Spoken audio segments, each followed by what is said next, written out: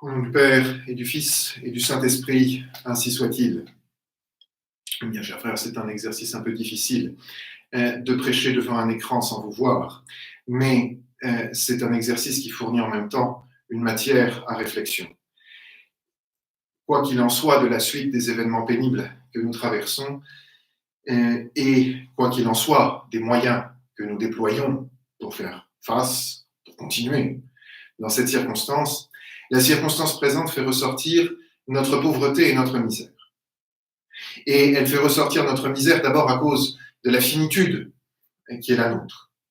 Non pas parce qu'il y a toujours des causes assignables à telle misère présente, tel a mal géré les affaires, tel est tombé malade, tel ceci, tel cela, mais finalement, il y a toujours une raison fondamentale qui est la finitude.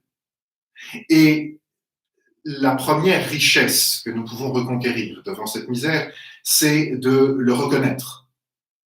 Et il y a quelques épisodes très cruels qui se chargent de nous le montrer.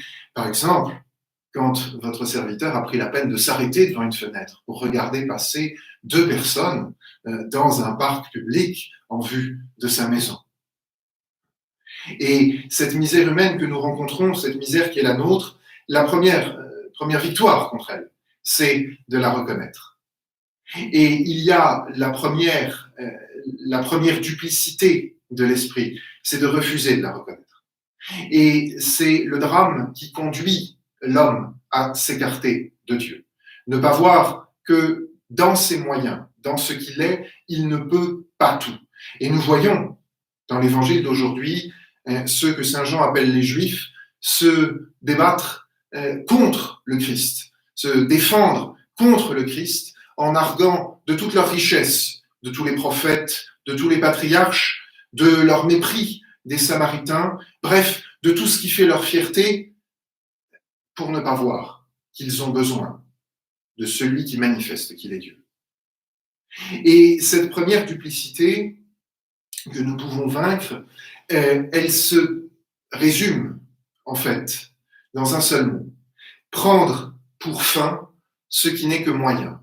Alors l'expression, pour abstraire qu'elle est en réalité très simple. La fin, c'est le but. Le moyen, c'est ce qui permet d'y arriver. Si nous prenons le moyen pour une fin, nous restons en cours de route. Et si nous restons en cours de route par rapport à Dieu, qui est le seul qui peut nous combler, nous ratons notre vie.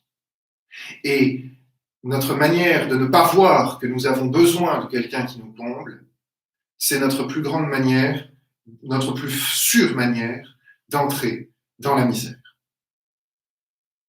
Alors, la contemplation de notre misère, elle amène toujours à une remise en ordre.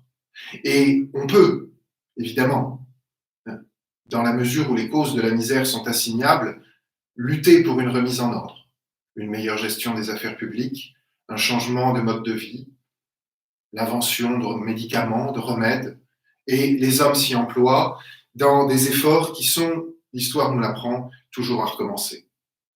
Mais il y a une autre chose qui nous guérit de notre misère. C'est le Dieu vivant qui nous est donné, celui qui peut dire en vérité, avant qu'Abraham fût, je suis. Et ce Dieu vivant, nous le rencontrons dans ce mystère de la Passion, selon toutes les formes de la misère. Comme nous l'avions rencontré à la Transfiguration, dans la gloire, au moment du ministère en Galilée, dans la popularité, nous le rencontrons dans l'adversité maintenant. Nous le rencontrons dans la trahison des amis. Nous le rencontrons en dernier lieu dans le crucifixion, dans la nudité du tombeau, dans la dernière pauvreté.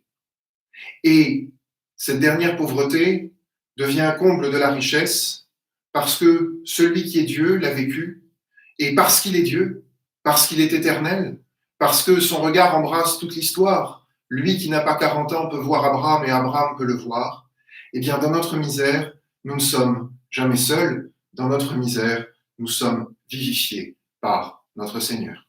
Au nom du Père et du Fils et du Saint-Esprit, ainsi soit-il.